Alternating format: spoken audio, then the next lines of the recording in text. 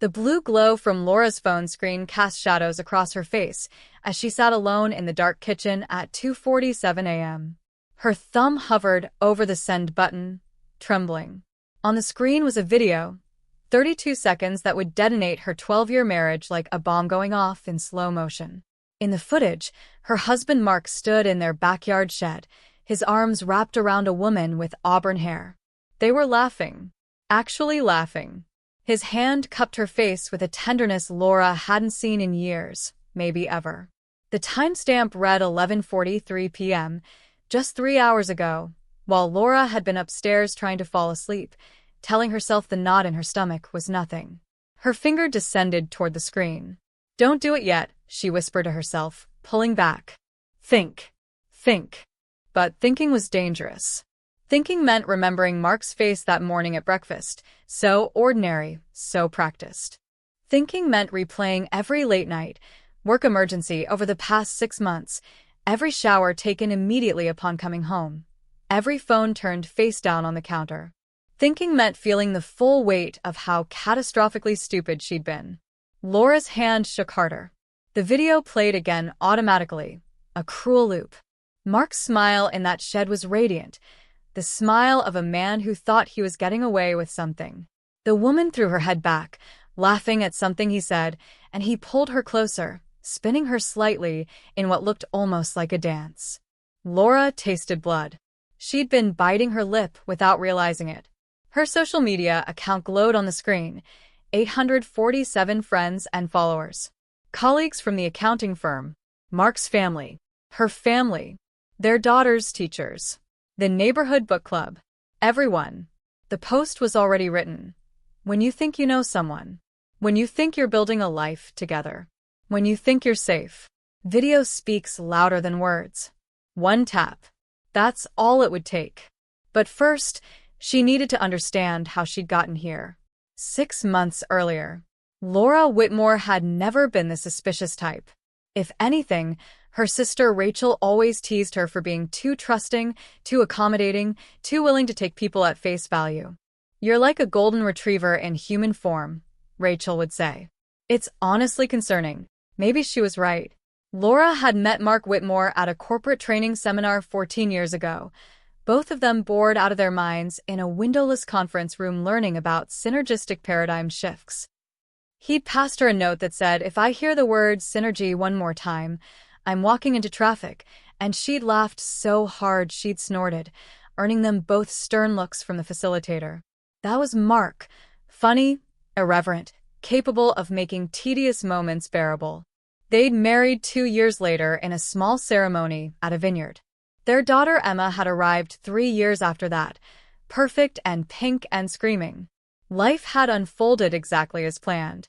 Except somewhere along the way, the laughter had stopped.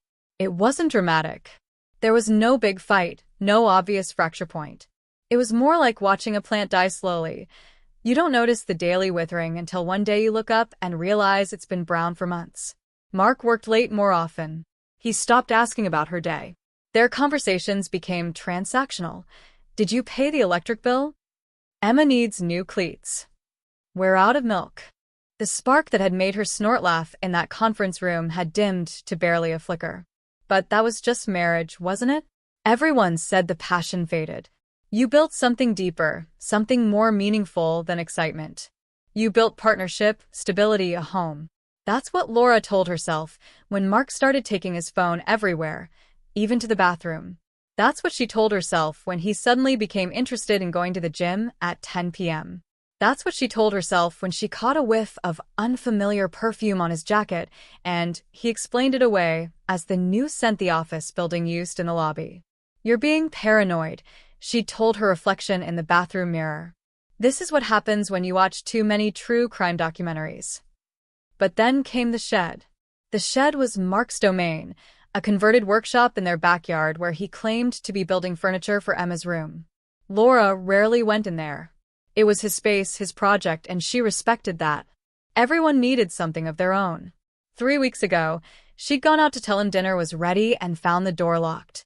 Through the window, she'd seen nothing unusual, just Mark hunched over his workbench, focused.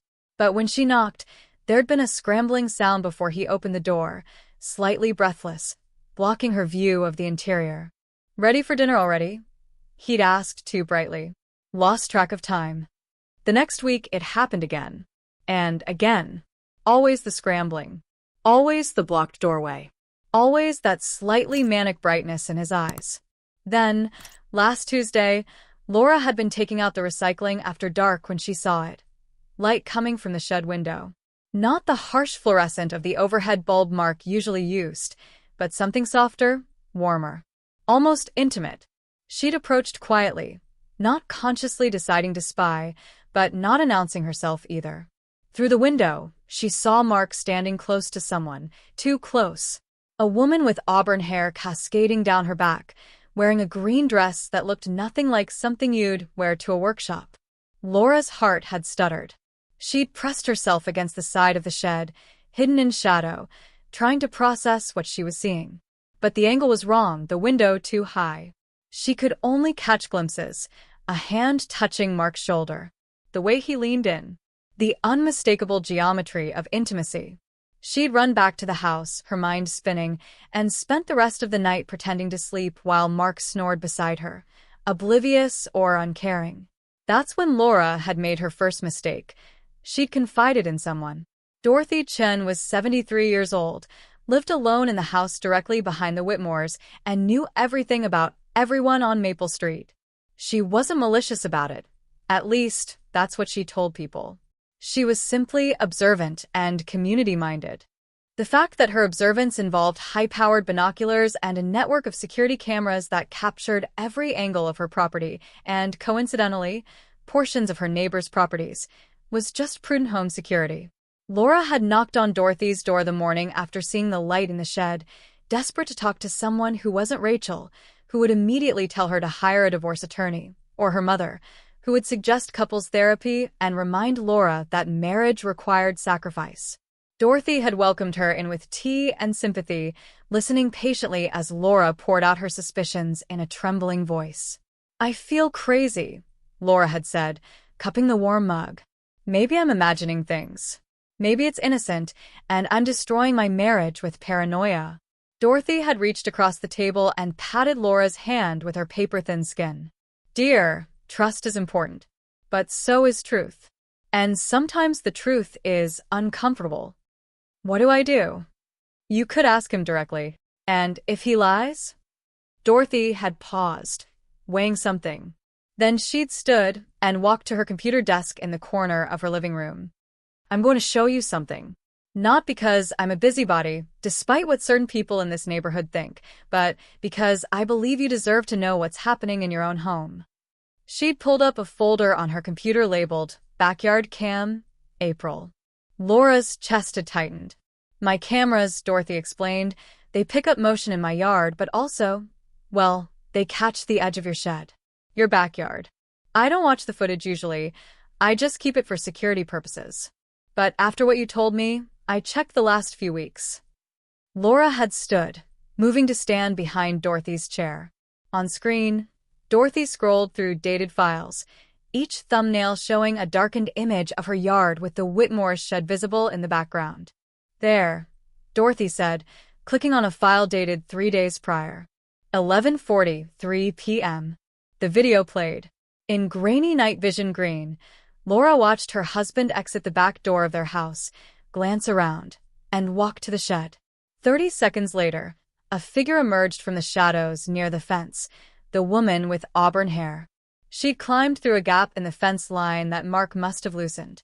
They disappeared into the shed together. Dorothy fast-forwarded. 28 minutes later, they emerged. Mark checked his watch, said something that made the woman laugh, then pulled her in for a kiss that made Laura's stomach turn. A long kiss. A kiss between people who'd done this before, who developed routines and signals and secret gaps in fences. The woman slipped back through the fence. Mark stood alone for a moment, running his hands through his hair, adjusting his clothing.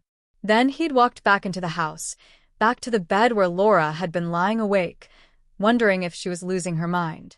"I have 6 more videos like this," Dorothy said quietly. "Different nights. Same pattern. Laura had gripped the back of Dorothy's chair so hard her knuckles went white. The room tilted.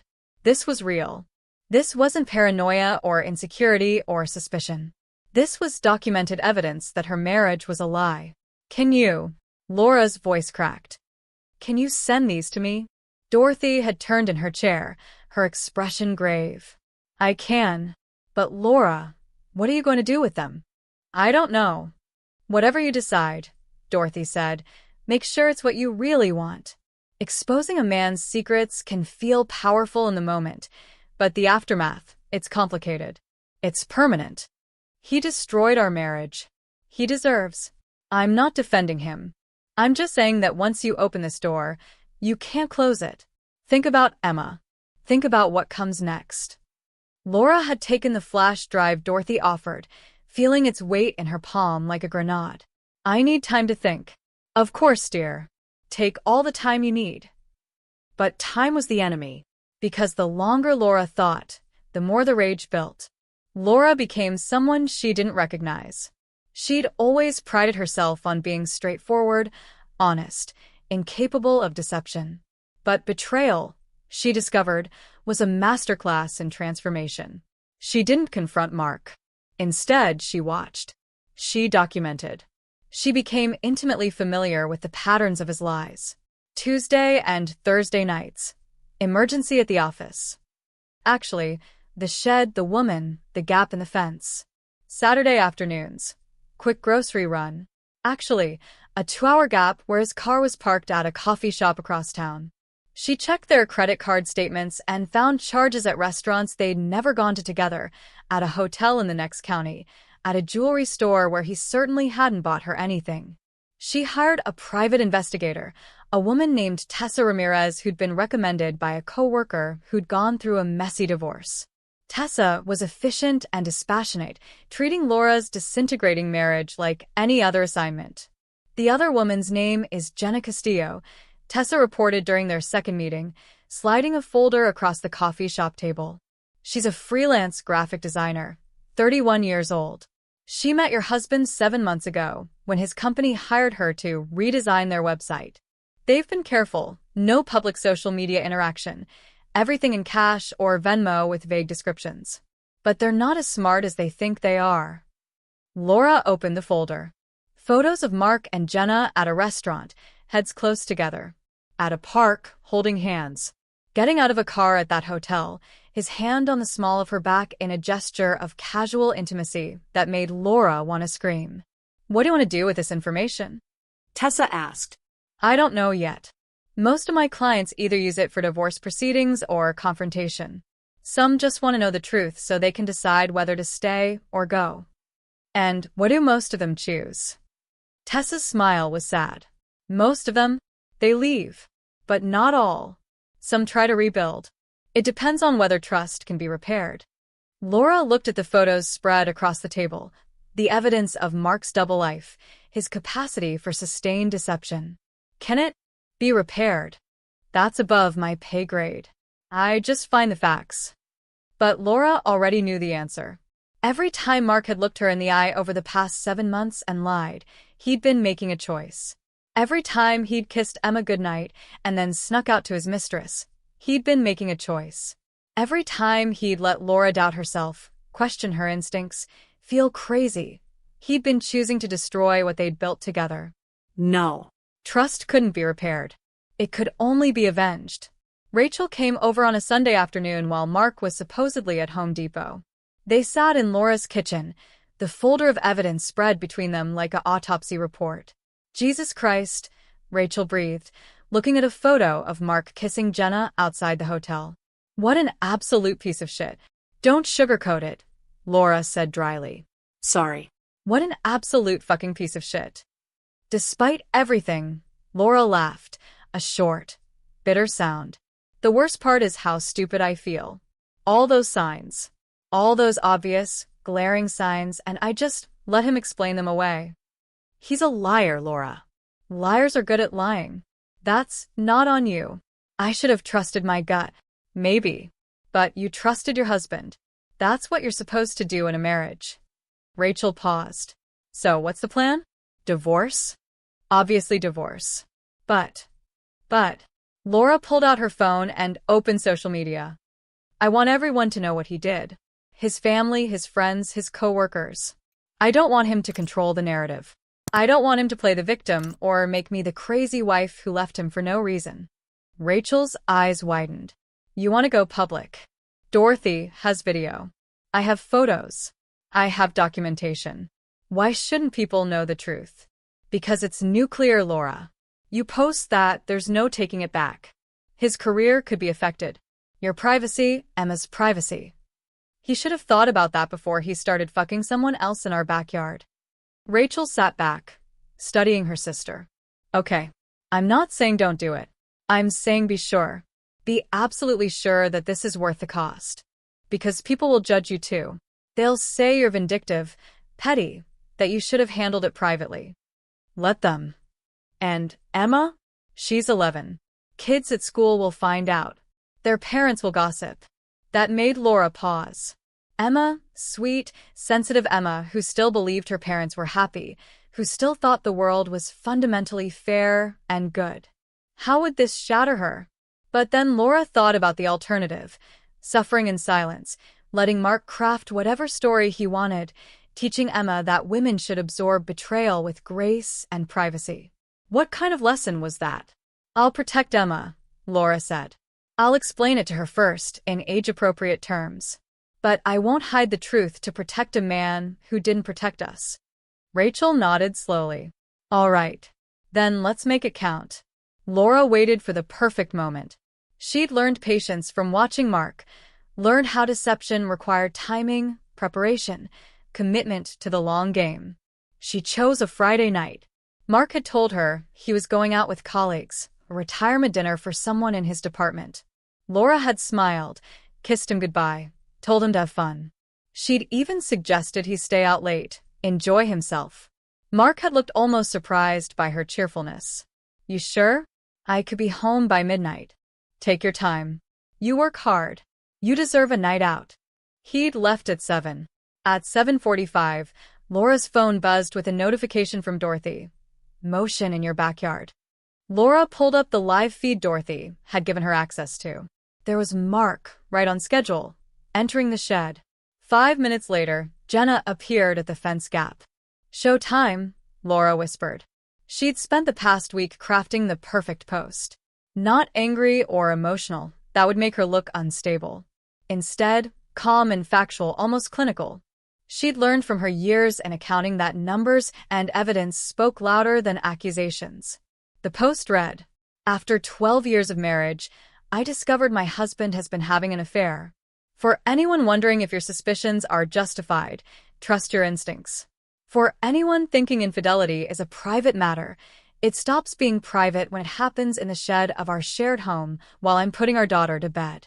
The video and photos tell the story better than I could. Sometimes exposure is the only accountability.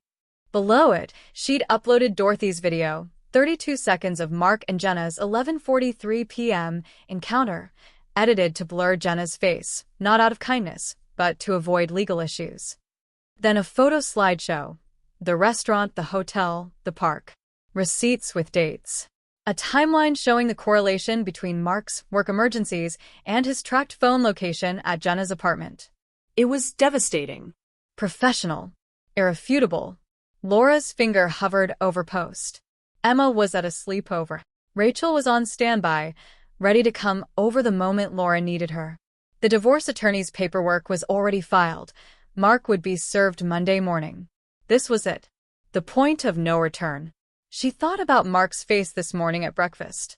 Love you, he'd said absently, already checking his phone. She thought about Jenna spinning in his arms in that shed while Laura lay awake upstairs. She thought about 12 years of partnership incinerated by 7 months of lies. Laura pressed post. The first notification came within seconds. A like from a coworker. Then a comment. Oh my God, Laura. I'm so sorry. Then it exploded. Within 5 minutes, 37 reactions, 22 shares, 41 comments. Within 10 minutes, her phone started ringing. Within 15 minutes, a text from Mark's brother that just said, What the fuck is happening? Laura silenced her phone and poured herself a glass of wine. Her hands were steady now. The shaking had stopped the moment she posted, like her body had been holding itself together just long enough to get here, and now it could finally relax. At 11:53 p.m., the front door burst open. Mark stood in the entryway, his face flushed, his chest heaving. He was still in the clothes he'd worn to the shed, casual jeans, the blue shirt she'd bought him last Christmas. "What did you do?" His voice was strangled. "Laura, what the actual fuck did you do?" She took a sip of wine, standing in the kitchen doorway. "I posted the truth. That's all." He fumbled for words, his phone clutched in one hand. "You posted a video of me? Photos? Do you have any idea what you've done?" "I have an excellent idea. I documented your affair and shared it with people who have a right to know what kind of person you are." "People who have a right?" He stepped forward. "My boss is in those comments, Laura. My mother is calling me crying. Do you understand what this will do to my career? To our family? Our family." The wine glass hit the counter with a sharp crack. "Our family died the moment you started fucking someone else in our backyard. Keep your voice down. Emma's not here. It's just us. You and me and the truth you tried so hard to hide." Mark's face cycled through emotions, rage, panic, something that might have been shame. "How did you, the video, that's from?" "Dorothy's camera. Turns out our neighbor has a better security system than I thought. Turns out she's been documenting your late-night visits for weeks. That's an invasion of privacy. In your own yard? With your own mistress? That's rich, Mark. Really rich." He ran his hands through his hair, the same gesture she'd seen in the video, the one he did when he was stressed. "We need to talk about this rationally. You can't destroy someone's life on social media because you're angry." "I'm not angry." Laura was surprised by how true this felt. The rage had burned itself out, leaving something colder and clearer. "I'm done. There's a difference." "Laura, please." His voice cracked. "We can fix this. We can go to therapy. We can work on us." "There is no us. There hasn't been for 7 months. You made sure of that. It was a mistake. A stupid, terrible mistake. But 12 years, Laura. Our daughter. Our life together. That has to count for something." She looked at him, really looked at him. The man she'd married was still in there somewhere, behind the lies and rationalizations. But she couldn't see him anymore. All she saw was the stranger who'd held another woman in his arms while she'd been upstairs wondering if she was going crazy. "You want to know what counts?" Laura asked quietly. "Every time you looked me in the eye and lied. Every time you made me feel paranoid for trusting my instincts. Every time you came home from being with her and kissed our daughter goodnight like you were still the man she believed you were. That's what counts. So you humiliate me publicly? You ruin my reputation? That's your solution." "My solution is divorce." The post was just honesty. "You're upset because people know the truth. I was upset because you made me live in a lie." Mark's phone buzzed continuously in his hand, texts, calls, notifications piling up. His entire world was collapsing in real time, and Laura felt nothing but a distant, detached sense of justice. "You're going to regret this," he said finally.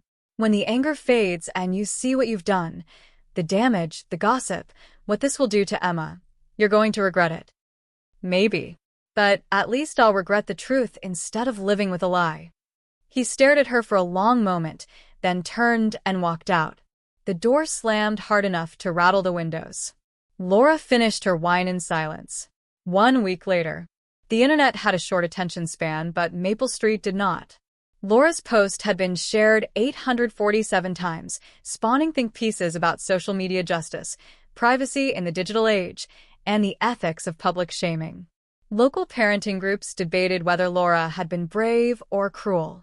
Mark's company had launched an internal investigation into whether his relationship with Jenna constituted a conflict of interest. And Dorothy Chun had become an unlikely folk hero among spurned spouses everywhere. The neighbor who caught them all was trending in certain circles. Laura sat in her lawyer's office, reviewing the divorce paperwork. Mark had hired his own attorney, and they were communicating only through legal intermediaries now. It was cleaner this way. Less room for him to manipulate or convince. He's contesting the asset division, her lawyer, Patricia, said. Says the social media post damaged his earning potential and reputation, and he wants compensation. Laura almost laughed. He wants me to pay him because people found out he's a cheater?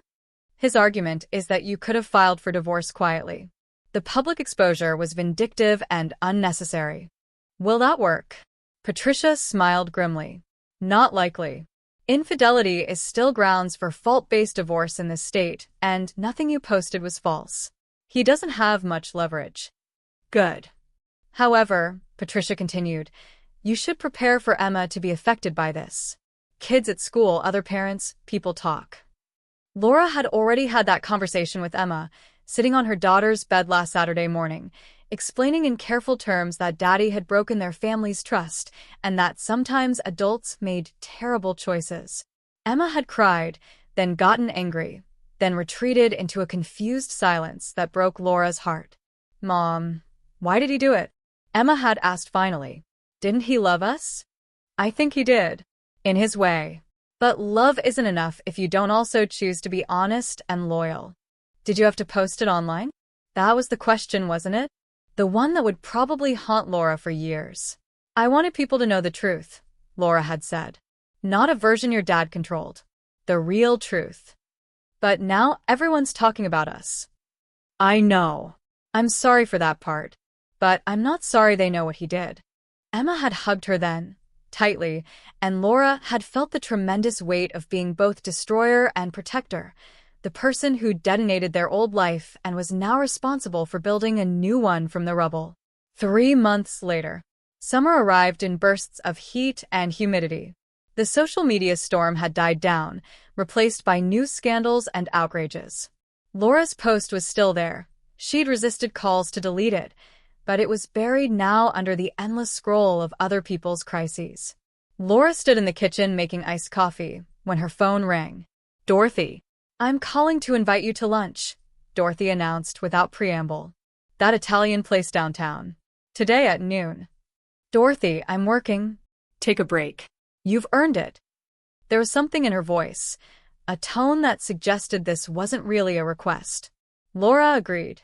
They met at Romano's, a quiet spot with checkered tablecloths and waiters who'd been there for decades. Dorothy was already seated when Laura arrived, looking tiny but formidable in her floral dress.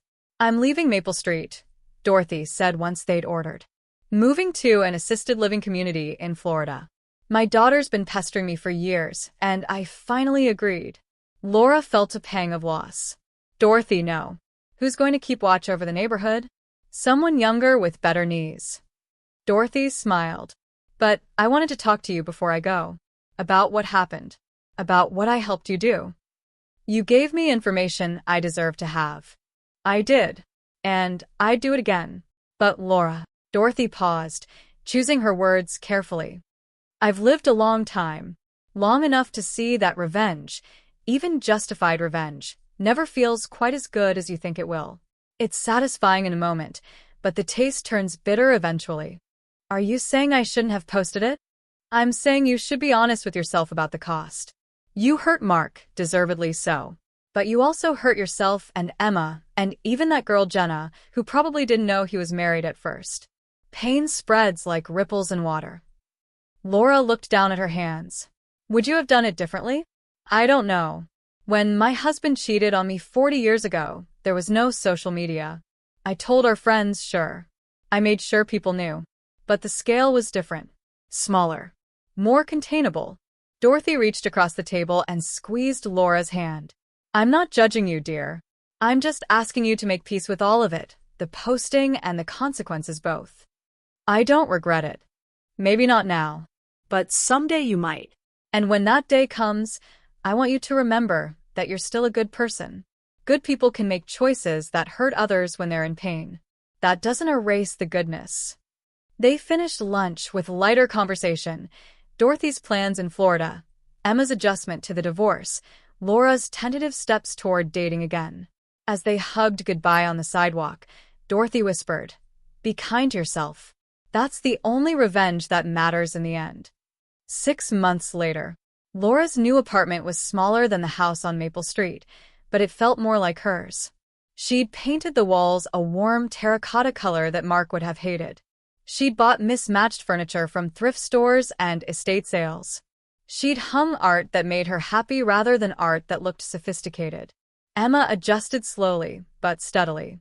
She split time between Laura's apartment and Mark's new place across town, a sterile 2-bedroom that felt like a corporate rental. Mark had lost his job after the company investigation revealed he'd expensed some of his dates with Jenna. He'd found new work, but the scandal followed him. His social media presence was non-existent now. He'd become a cautionary tale. Jenna had reached out to Laura once, 3 months after everything exploded. A long, rambling email apologizing and explaining that Mark had told her he was separated, that the marriage was already over, that Laura knew about them. The classic lies of a married man to his mistress.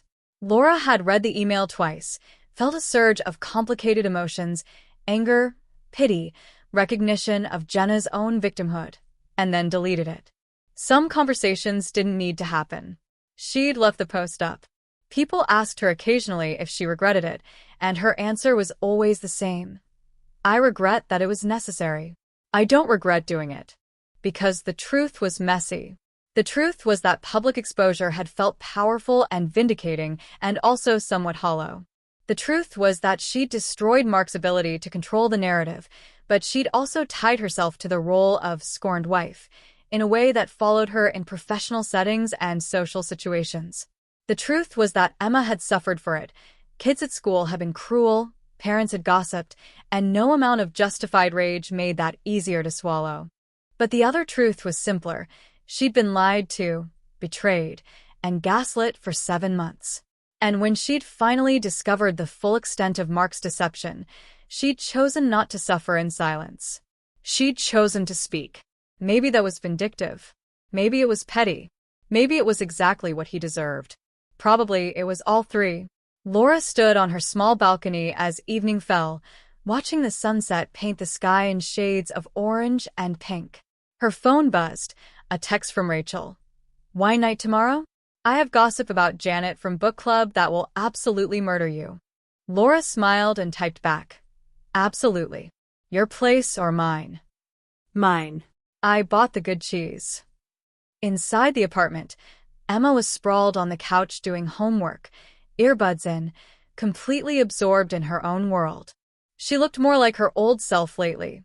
The guardedness was fading, replaced by typical preteen irritation at math problems and excitement about an upcoming school dance. They were rebuilding. Slowly. Imperfectly. But authentically, without the rot of lies beneath the surface. That night, as Laura lay in bed scrolling through her phone, she came across her post from 6 months ago. The engagement had finally died down, just a few likes here and there from people stumbling across it. She read through the comments she'd read 100 times before, supportive ones calling her brave, critical ones calling her vindictive, concerned ones warning about Emma's privacy. Her thumb hovered over the delete button. She'd asked herself this question every few weeks. Was it time? Had the point been made? Could she finally let it go? But then she remembered Mark's face when he'd come home that night, panicked not by what he'd done but by being caught. She remembered the gaslight, the lies, the way he'd made her doubt her own sanity. And she remembered Dorothy's words, be kind to yourself. Maybe kindness meant deleting the post, moving on, taking the high road. Or maybe kindness meant honoring the woman who'd been brave enough to refuse silence. Maybe both were true. Laura closed the app without deleting anything. Tomorrow, she might feel differently. Next month, next year, who knew? The post was permanent, but her feelings about it didn't have to be fixed forever. She turned off her phone and looked out the window at the city lights spreading like constellations across the valley. Somewhere out there, Mark was probably telling his own version of their story, painting himself as the victim of a vindictive ex-wife, minimizing his own choices, finding ways to avoid accountability. Let him, Laura thought. Let him craft whatever narrative helps him sleep at night. She knew the truth. Emma knew the truth. And 847 people who'd shared that post knew the truth too. That had to be enough. Because revenge, real revenge, wasn't about destroying the person who hurt you. It was about refusing to let their destruction of you define the rest of your life. It was about building something new from the wreckage and calling it beautiful even if it wasn't what you'd planned. It was about surviving and then, eventually, about choosing to do more than survive. Laura pulled the blanket up to her chin and closed her eyes, ready for whatever came next. The shed was gone now. New owners had torn it down, along with the loose fence panel and the secrets it had hidden. But the story remained, immortalized in 32 seconds of video and a decision made at 2:47 a.m. in a dark kitchen. Sometimes justice was messy. Sometimes truth was complicated. But sometimes, when you were drowning in lies, the only way to breathe again was to blow everything up and start over. And Laura Whitmore was breathing just fine. And that wraps up today's story. Now we want to hear from you. Where are you watching from?